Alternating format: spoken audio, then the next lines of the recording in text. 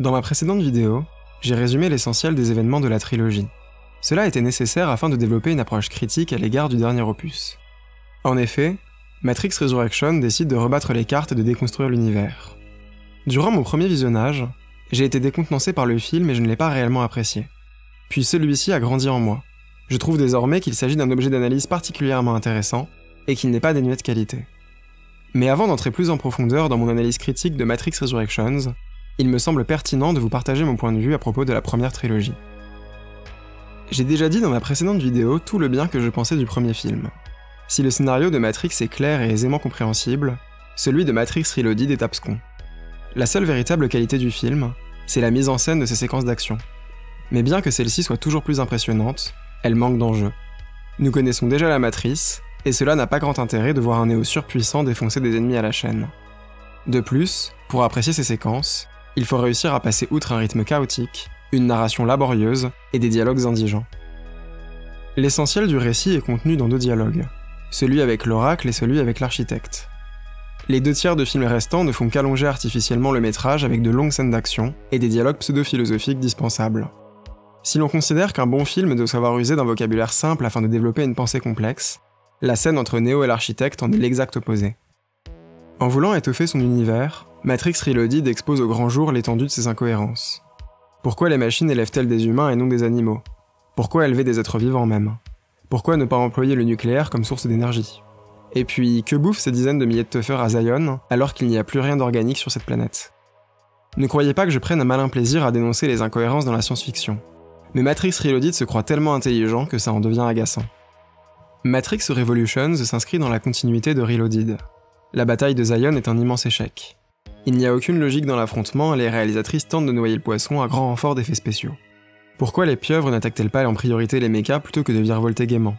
Où sont passés les autres vaisseaux qui étaient censés défendre Zion? Pourquoi un seul commando armé de lance-roquettes attaque-t-il les foreuses alors que cela semble crucial dans la défense?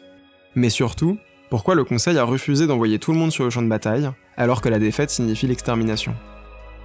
De toute manière, l'absence d'enjeu empêche de rendre tout combat jouissif. Je n'ai jamais cru au monde réel tant il m'a semblé absurde, et je n'ai guère d'empathie pour les protagonistes. Je doute que Laurence Fishburne et Carrie-Anne Moss soient de mauvais comédiens, mais leurs personnages manquent clairement de profondeur. Quant à Keanu Reeves, sa capacité à transmettre des émotions laisse à désirer. Lorsque Trinity meurt, je suis déjà extérieur au récit. J'ai été mis complètement hors du film par un labyrinthe scénaristique sans queue ni tête, et des heures de verbiage vide. Venons-en maintenant à l'issue du film. Je ne demande pas à ce qu'un auteur nous livre nécessairement toutes les clés de compréhension de son œuvre. En somme, je n'ai aucun problème avec le fait qu'un film soit cryptique. Par contre, il faut savoir susciter mon intérêt. Evangelion détient une puissance psychologique immédiate. Son propos est riche, et ses fins, si cryptiques soient-elles, donnent envie d'en savoir plus. Matrix Revolutions, lui, est prétentieux. Il se perd dans un symbolisme superficiel et accumule les pistes de réflexion sans jamais les exploiter pleinement. Son propos sonne creux. Matrix Reloaded et Matrix Revolutions tournent à vide. Ce sont deux films qui s'embourbent dans une multitude de questions sociales, politiques et philosophiques, mais qui peinent à articuler un propos consistant. J'entends ci et là des gens défendre le film en invoquant la pertinence des thématiques abordées. Par exemple, la matrice est dominée par des programmes qui sont incarnés par des personnes blanches, et les autres programmes victimes de cette oppression sont incarnés par des personnes racisées. Le sous-texte serait donc une réflexion sur l'impérialisme occidental. En soi, pourquoi pas? Le souci, c'est que les films multiplient ce genre d'allusions au lieu de développer de bout en bout un propos véritablement dense. Malgré l'utilisation d'excellents ingrédients, cela termine en une bouillie indigeste. Le film est tellement opaque et rempli à ras-bord de signifiants en tout genre, qu'il en devient perméable à toute interprétation. Ce n'est pas un hasard si la métaphore de la pilule rouge est utilisée à la fois par des virilistes et des féministes, ainsi que par la communauté transgenre. L'écriture de la saga Matrix est en roue libre. Elle est hors de contrôle. Chacun applique sa propre grille de lecture à ce chaos scénaristique et thématique. Maintenant que tout cela a été dit, nous pouvons enfin aborder Matrix Resurrections. La grande idée du film, c'est d'avoir fait de la trilogie originale un jeu vidéo à l'intérieur de la matrice, et que Neo en soit le concepteur. Cela cristallise une de mes thématiques préférées, le fait que le système capitaliste absorbe toute forme de contestation afin de l'intégrer à sa propre matrice. C'est aussi l'occasion d'aborder avec ironie ce que représente Matrix dans la culture populaire. Tout comme les réalisatrices, Neo est dépassé par ce que son œuvre a engendré. Chacun y va de sa propre interprétation et de sa propre théorie. Tout comme Neo, Matrix Resurrections est prisonnier d'une boucle. Le nouvel équipage de Neo a l'âge des premiers spectateurs de la trilogie.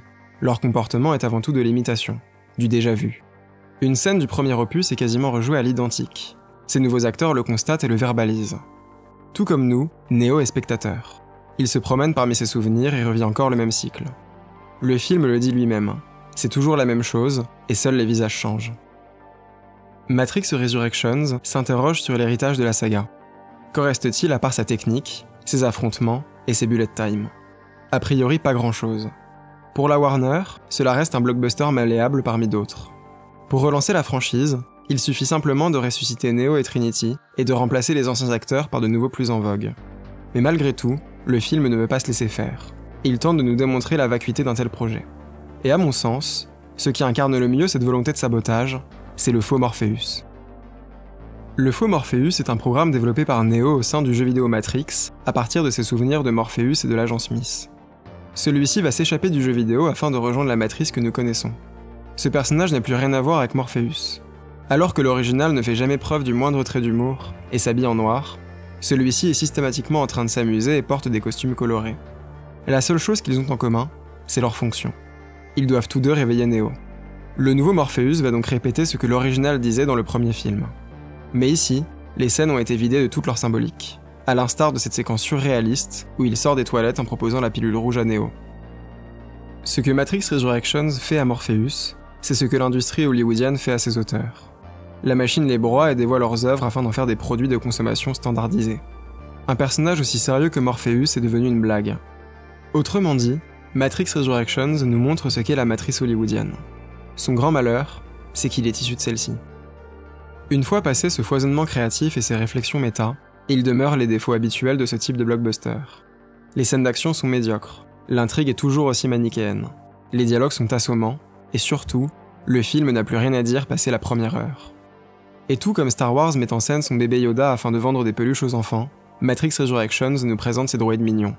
Cela fait 20 ans que nous assistons au fonctionnement autodestructeur du cinéma hollywoodien. Celui-ci ne cesse de produire des suites à des licences qui ne peuvent plus le supporter.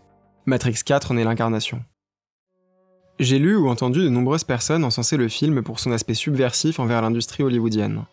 Si les scènes d'action sont médiocres, ce serait parce que cela n'intéresse pas la réalisatrice. Et si les fans n'apprécient pas le film, ce serait parce qu'il déconstruit l'univers qu'ils chérissaient. Bien qu'il s'agisse d'une véritable prise de risque que d'asséner que la trilogie originale n'a mené à rien, et que Neo est de retour dans la matrice, cela n'en fait pas un bon film pour autant.